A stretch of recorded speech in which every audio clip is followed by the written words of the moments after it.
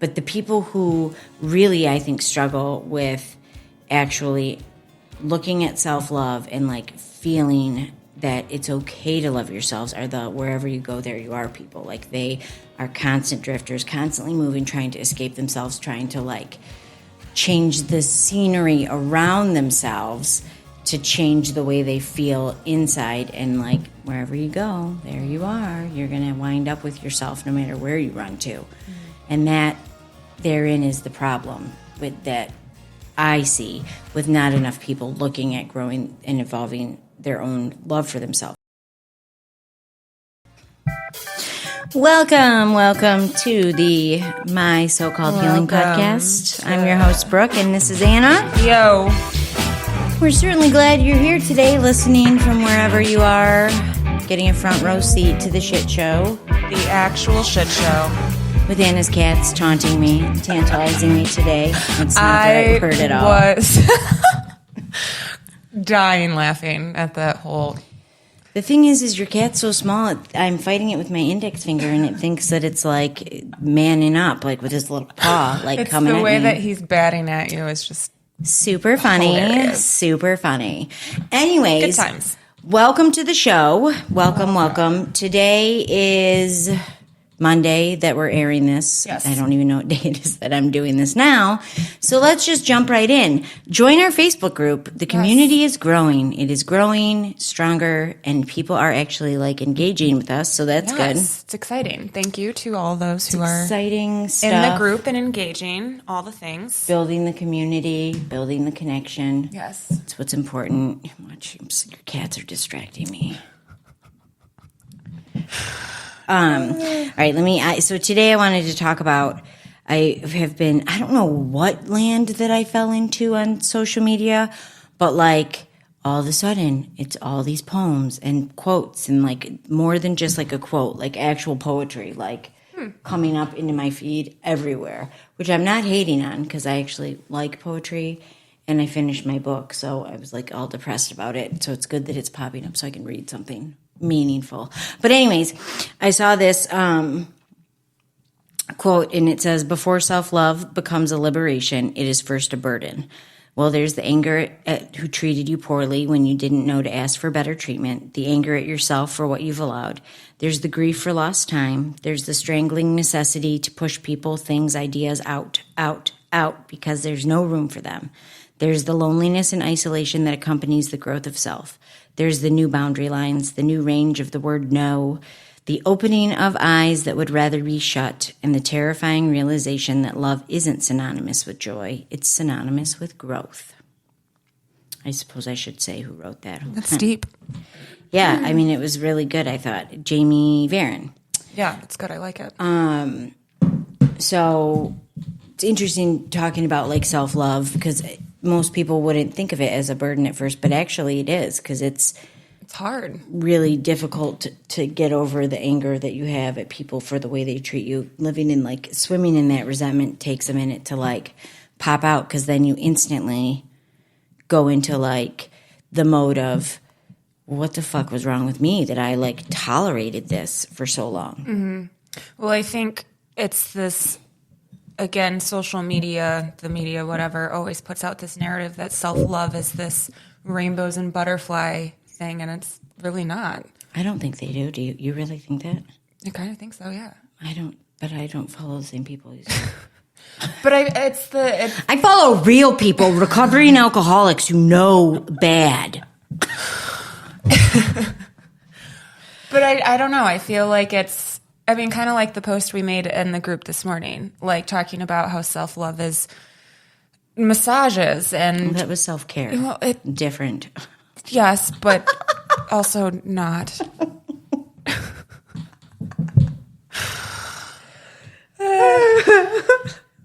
Yep, I get it. I get what you're saying. Okay. Good. Glad we're on the same page, maybe.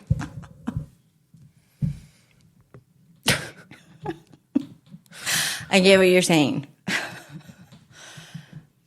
So finish your sentence. I tried. Well, I lost my train of thought now. I don't know where I was going. Well, here.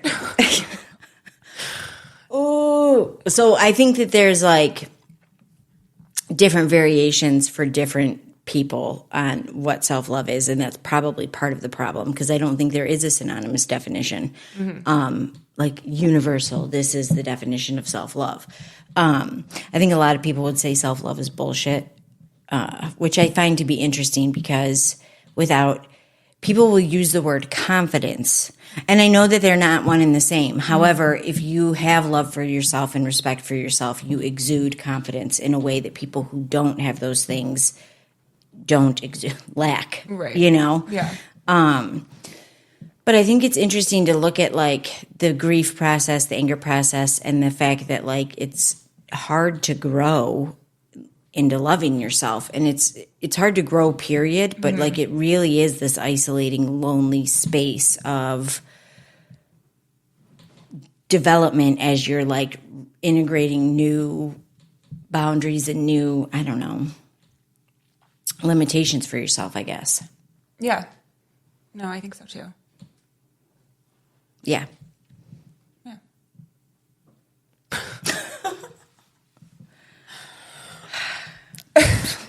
Blast. Can't. No, because here, when you put things like, people look at, for instance, today in the group, you posted the thing about self-care, and I was like, I think people get hung up from the toxic positivity people that spew self-care, self-care, self-care. And it's like got a really negative connotation to it. Most people don't want to fucking hear the word self-care or like any of that kind of stuff. Even really, I think getting sick of to the point they're getting sick of like self-love, right. Which I like strive for self-acceptance more so than loving myself. I don't know why. I just feel like accepting myself is harder than I can love parts of myself all day long, all the time. But can you love parts of yourself if you don't accept parts of yourself? Like, I feel like they kind of coincide. No, I can love parts of myself that I don't accept because I think it's fucking funny. I can love a lot of parts of myself that are not good for me, that shouldn't be part of, or that I don't want to accept as a part of my persona. Or that I'm changing, or that my old versions of myself I can love, but I definitely can't accept a lot of parts of myself. That's harder to me, because acceptance is the answer to all my problems today. You know what I mean? It is. Yes. I think you can love. I think that's why, like, love is not synonymous with, like, joy and the happy-go-lucky. Like, it really is synonymous probably with growth and development. And I do think that was pretty powerful at the end, because I believe it to be true. People get caught up with it. Love is this good feeling all the time. And as anyone who's been married can tell you, it is not always about the butterflies and the happy and the lucky. And love shows up in ways that sometimes will surprise you, and it's not always positive. But it's like my favorite definition of love, right? Is that it's like not even a definition. It's just like I guess like a little cartoon where the old man's pissed off at his wife and it's raining and he's still holding the umbrella over her. He's like looking the other way, super angry, but he's still holding the umbrella for her. And that's like, to me, the perfect summary of love, because even with myself, I can really be irritated with myself, but I still love myself, still got my umbrella up. Yeah. Right? Yeah. That makes it easier maybe to understand. No, I think that's a good... The way my brain works. No, I think that's a good visual representation. Yeah, I think people really, like, I hate, and so today you saw people commented, like, I used to go get massages, but the time that it took and the driving and getting there, all of that caused more stress than the actual massage, which like, I don't get, because, like, I am all about massages. Yes.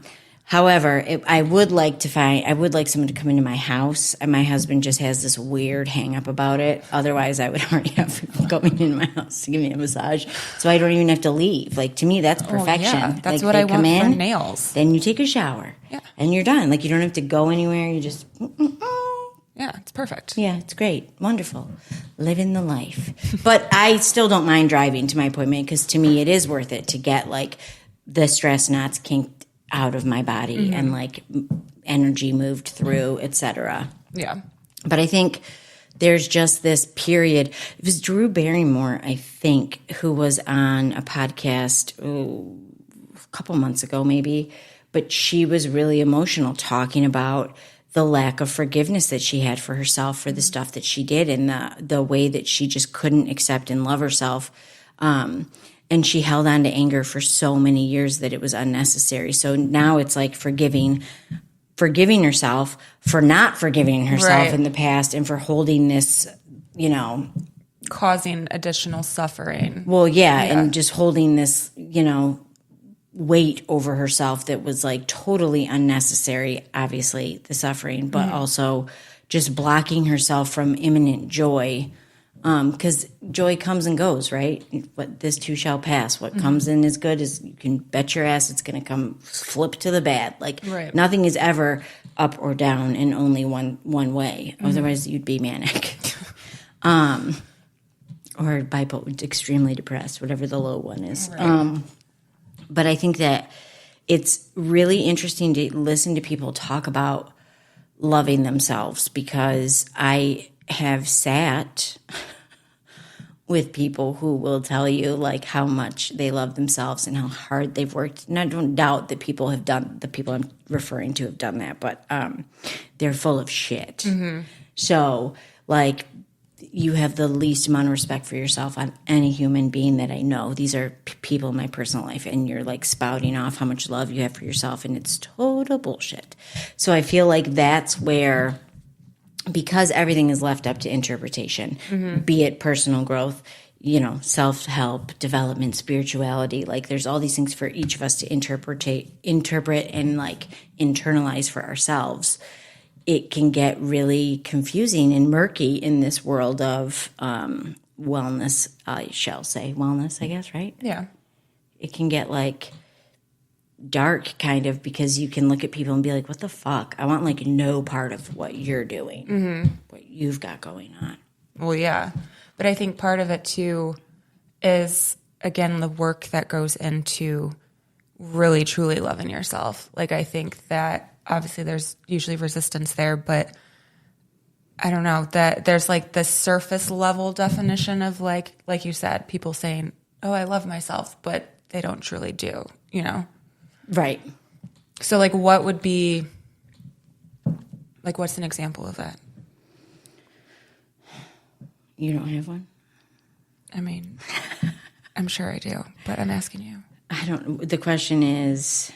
So like what's an example of what would be like surface level loving yourself? Because I have a feeling that a lot of people are under that understanding that they love themselves, but I think it's really at don't. surface level. I think that it would be, they think about body positivity and loving your physical form, which to me is the easiest form of yourself to love, because it's easy to look at yourself, and even if you are like I have 4 real body issues and like definitely morphed visions of myself, see myself very differently than I think the rest of the world does, or at least God, I hope so. But I've done a lot of work on that, and it's very easy to look in a mirror and say, God, I really do have pretty eyes, or I do have nice eyes, or I really have good hair. I like my boobs, like my shoulders are pretty okay. Right. People can really think that self-love goes only on that level, and they won't take it a step further to look at their actual fucking personality or traits or integrity, character, all those things that are deep and make up who you actually are. Yeah. So, did I answer that? Yeah, I think so. Okay. That's good that I did. Yeah, proud of you. But no, I just, because like you said, I think a lot of people are operating under the false idea that they do love themselves. But again, I think it always comes back to, well, we talk about it a lot, but like sitting with yourself, like truly sitting with yourself. And if you don't love yourself, you can't. Well, I also think loving yourself is a matter of hitting goals too and achieving things to build confidence. It's like with a toddler, like my Charlie, helping him walk, giving him some perspective on the world, let him out of the cart at Target because I'm giving him safe space to run and grow, but to be able to look at like what he just accomplished and be like, oh, Proud of himself. I did that. Yeah. I can do that. And look at Aunt Brookie, let me do that. Like, and so it becomes this, perpetual cycle of not overachieving. That's not what I'm talking about, but small things. And it could be as simple as getting up every day at the same time. It doesn't have to be some big, but I do think part of loving yourself is building, flexing the muscle, strengthening the muscle, and building resilience to always having something to work towards, like a goal in mind for yourself. Yeah. Otherwise, you get stagnant and it all goes to shit, all the stuff you've done anyway. Well, yeah, and I feel like anybody that lives in a state of stagnancy is not, like, they're not happy, they're miserable. It's like that stuckness feeling. Yeah, I feel like some people are real happy there, though. Well, they say they're happy there, but no, they love it. They love to not look at things and see things. They want to be right where they are in a box. Yes, but are they really actually happy? In their minds, I think In they their are. minds. Not But they're, to you. like, shoving all but that not shit to down, you, yeah. but to them. Everybody's different, Yeah. Some people don't have a desire to go deep into their psyches and stuff. Some people really don't. They don't give a fuck about it. So if you're one of those people, that's great for you. I'm jealous. I literally was just having that conversation the other day of like, I don't understand. I can't wrap my head around the fact that there are people that like self-awareness, any of like that desire for like bettering yourself or any of that is just non-existent to them. I can't wrap my head around that. Well, I don't think it's wrong. I mean, I think there's more than that, but that's what makes the world go round. Well, yeah, no, I don't think it's wrong either. I just can't, probably because I'm so far on the other end of the spectrum, like overly obsessed. Yeah. Maybe do an unhealthy level, but like I don't know. It's just interesting. Yeah, it is. I mean, it is because it just like perplexes me to be like, you want to read that book? Why would I read that book? Right. Like, I don't know. Like evolve, like learn something. Why? Okay. Just sit here and Keep it real. Yeah. Just see you later. But a lot of people will look at men and think that, and that's just a generalization, obviously. But I think for some men, they can use athleticism as a way to grow within themselves. Like if you look at athletics like football and all those things, when you look at what the coaches say, and all of that is the same thing that I'm into, motivational speaking and positive, reinforcement and visualization and manifestation and meditation and all the things that they do in the locker room. But discipline and mental, like all of it. Yeah. The exact same thing as going to like a soul retrieval thing for the weekend, whatever, conference. Yeah. Sort of. It depends on how deep in the woo you're stepping into. I think that self-love is so difficult because people feel ashamed. Not all people, but a lot of people, I think, get shame from thinking about loving themselves because it feels selfish to them or it feels wrong to them that they should be putting so much effort and energy into themselves because obviously they were raised to not focus on themselves and focus on other people, which, has its own benefits and drawbacks. But I think that it is hard for people to conceptualize fully what like self-acceptance is and self-love is and self-care. They all have a different definition. And I think self-acceptance is kind of the furthest down that's the place you get to that you just maintenance from there on out. Like there's not much more work to do. It's maintenance from that point on. Yeah. Yeah, I can see that. Yeah. I think that's how I feel about it. Just verifying in my head. That's how I Just feel about fact it. checking in your head. I think it's interesting. People would you associate self-love with like grief and like going through some of that stuff? I mean, I think normally, like before I started getting into like the personal growth and development field or whatever, no. Again, I think in my head, or what I was always kind of told self-love was this the rainbows and butterflies type of definition. But there definitely is a grieving aspect, like you said. Like, you have to grieve the loss of what, you didn't get, or just different areas. But that's a big part of it, is allowing yourself the space to grieve those things. Well, how do you get the space? Well, I think it's kind of just forcing yourself to sit with it. Like, as those, I guess it looks different for everybody, but forcing yourself to sit in it for a, designated amount of time. So you're obviously But how would someone sit in it? How do you describe that? How would someone who's listening who doesn't know how to sit with it? I guess it depends on if there was something like feelings were coming up. Instead of distracting yourself, pushing them away, just pausing and letting the feelings arise and feel them, and then let them pass, because they will move through if you let them come up. Yeah. Yeah? Yeah. What do you say?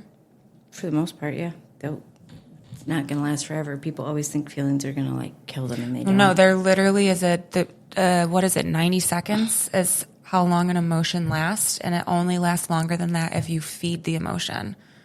So any emotion that lasts longer than 90 seconds, it's because you're feeding it. I don't believe that. Who'd you hear that from? I do not believe that. It's like an actual scientific thing. I think if you're sitting with feeling the feelings, it's longer than 90 seconds because you're not used to doing it. So I guess if you're perpetuating it by, let's think about a time when you maybe felt anxious and it was like climbing the walls for how long? Like, you're not feeding it. You don't realize you are, but I think you're not doing it intentionally. Well, but I think if you're going to sit and feel the feelings, right? Mm-hmm. If you're sitting with it, you're obviously perpetuating it because you're allowing yourself to think about it and not push it away. Correct. So it is the sign, so 90 seconds it lasts, but anyone who's sitting with an emotion is not going to, it's going to be longer. Well, yes, you're correct. That was not the direction I was going with that, but yes, you're right. Because I think it's you don't want people to expect. You're not going to sit 90 seconds and a feeling's going to be gone. That's fucking impossible. So whoever wrote that can, as far as I'm concerned. I just know just from even doing stuff like the, step system in sobriety, nobody is sitting 90 seconds and now I feel good because 90 seconds is up. My timer's done. I'm still fucking pissed at the dude in front of me, driving in front of me that's not moved. Still in front of me, driving like a dickhead. But I'm not 90 seconds past, so my emotions going to go through. I'm done. Yeah. I'm really need to find whoever wrote this, and I'm going to write a letter to them because this is so, I can come up with literally 5 million it's different like an scenarios. Actual science-backed thing. I don't think so. Yeah, it is. I don't think so. By a self-funded scientist. Sure. Writing their own book and putting it in it.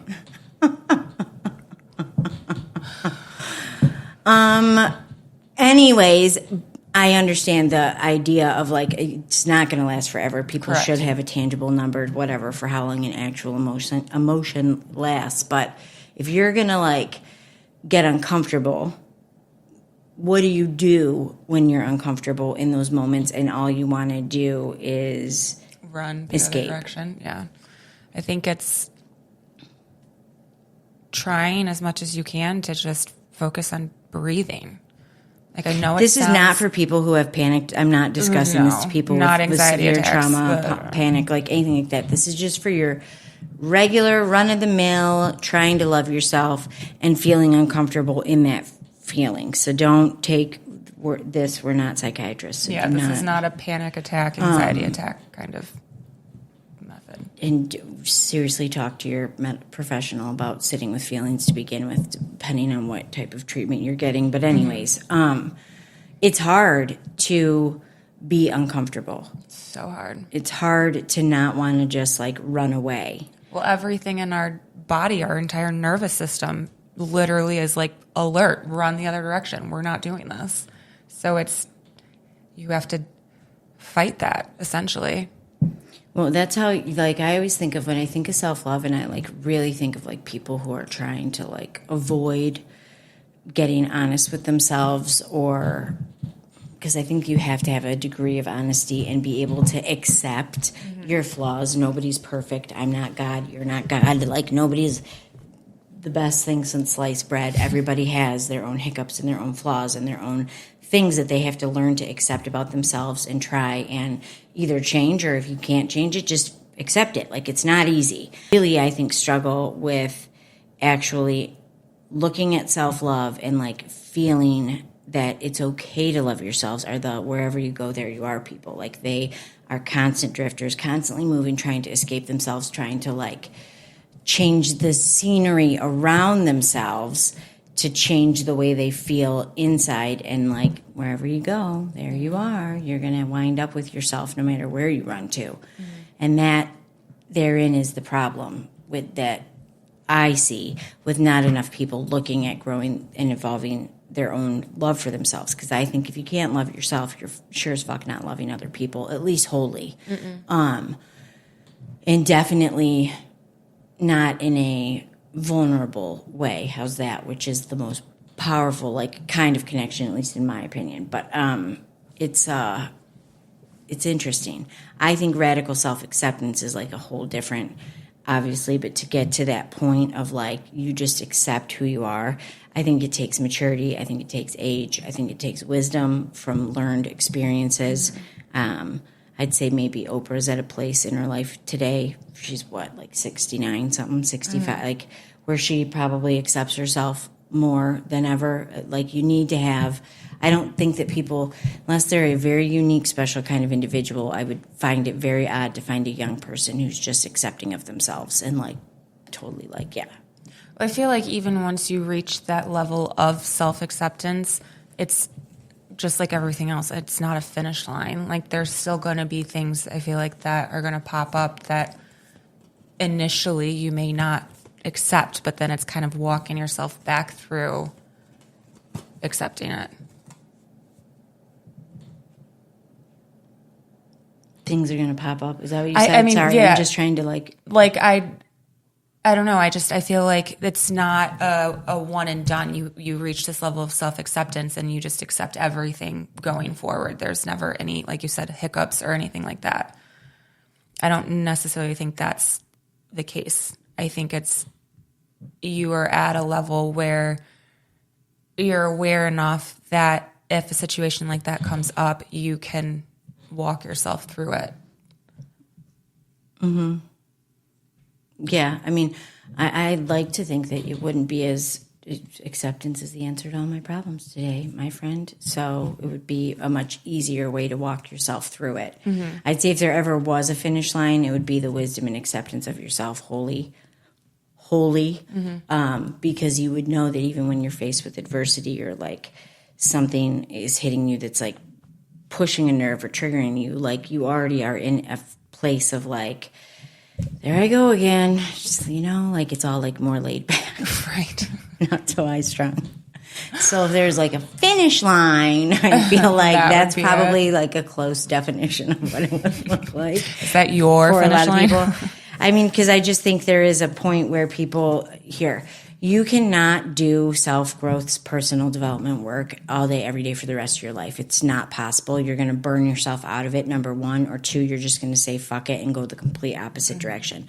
When you do growth work, when you do personal development work, if you want to hire a coach, if you want to get involved in empowerment groups or whatever, local, meetups that have some spiritual components to it that help you evolve, fine.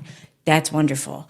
But you cannot consistently and constantly be doing something working on yourself, because if you are, you're actually hiding from being able to step into the version of you that you tried and worked so hard to grow into, and you're not living. So it's a fine line. I think like with anything, if you're compulsive, if you're, I'm a recovering alcoholic. So got 11 years last week, which is pretty neat. Got my token. It's pretty heavy. It's like solid gold. I was pretty excited about it. But I think that if you honestly like don't pause and ride the wave for a bit, like, and live your life the way that you just worked your ass off to live. Like, you know, my sponsor is always saying, like, don't let the gifts of the program get in the way of the gifts of the program. Like, you can't, like, allow that, which I used to be like, what the fuck are you saying? What does that mean? But now it's like, yeah, no, I can't, you know, that when things start coming to fruition or good things start happening, don't let yourself get in the way of the good things that are happening. Like, you can't then on to the next. Gotta read this book, gotta read that book, gotta do this book, gotta do that book, you know? I think that there comes a point, and I was just talking with you about it, like, read a fucking fiction book for a minute, bro. Like, it's too much. Like, people can do, not necessarily you, I'm saying, like, people can do too much, and then you're not like tapping into who you are anymore because you're just lost in the perpetual cycle of trying to like fix yourself and know it all. Yeah. And even it becomes a way of escaping is my point. Like yourself. It's another, there's so many ways that one can escape themselves and one can anesthetize themselves, and any little bit of compulsion and you can see like whoosh, you know, where people go. But there's important to like expanding your creativity, expanding your, you know, I don't know, give time volunteering, go learn a new skill, like whatever it is. Like, it can't always just be about your own personal development, or you're never actually going to develop into anything. Life. Yeah. So be mindful of that, because while I strive for self-acceptance and I really hope to love myself one day, I don't want it to be all that my life is composed of, because that's just another way to hide living my life as myself, openly. Fully. Does that make sense? No, it makes sense. Yeah. So I concur. if you struggle with... What?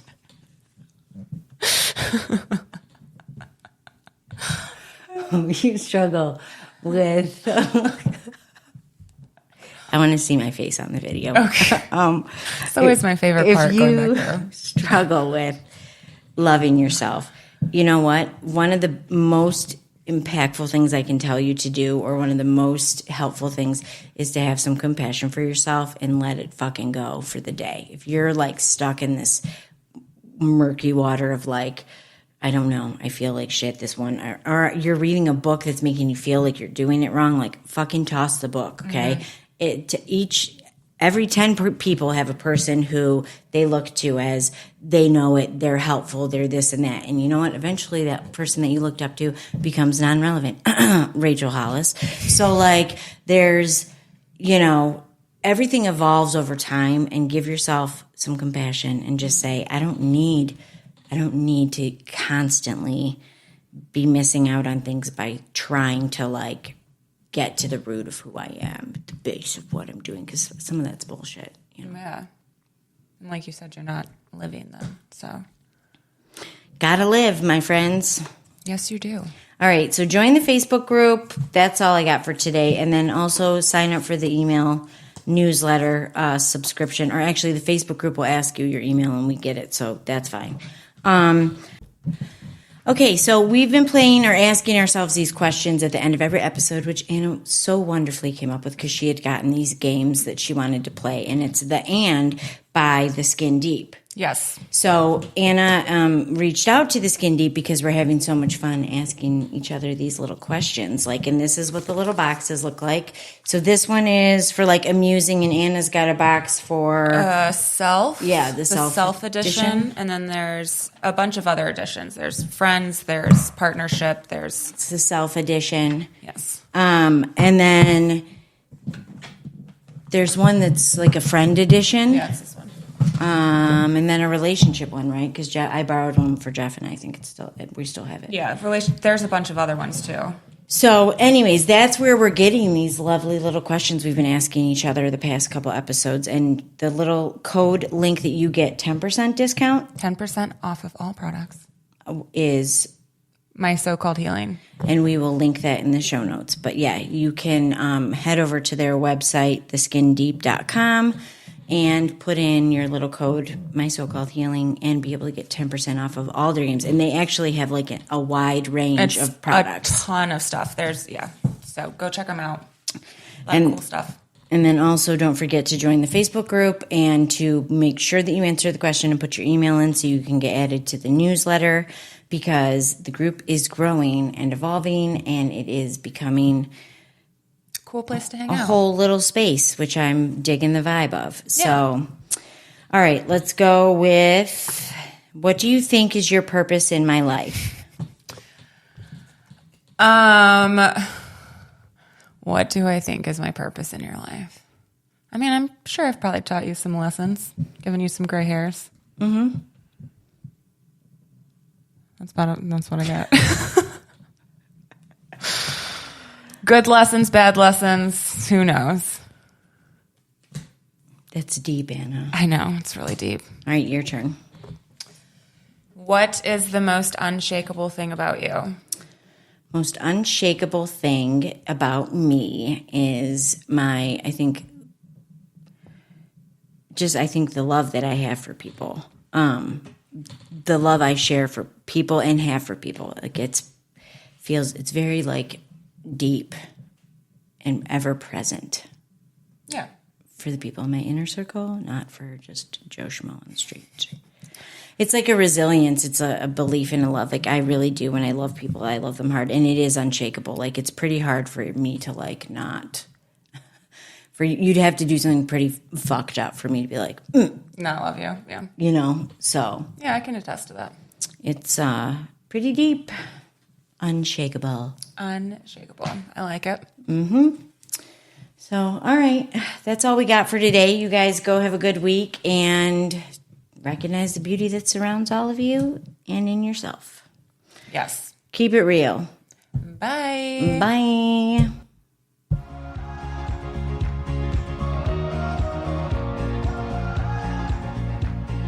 Let's get it wrong. Damn it. Blast.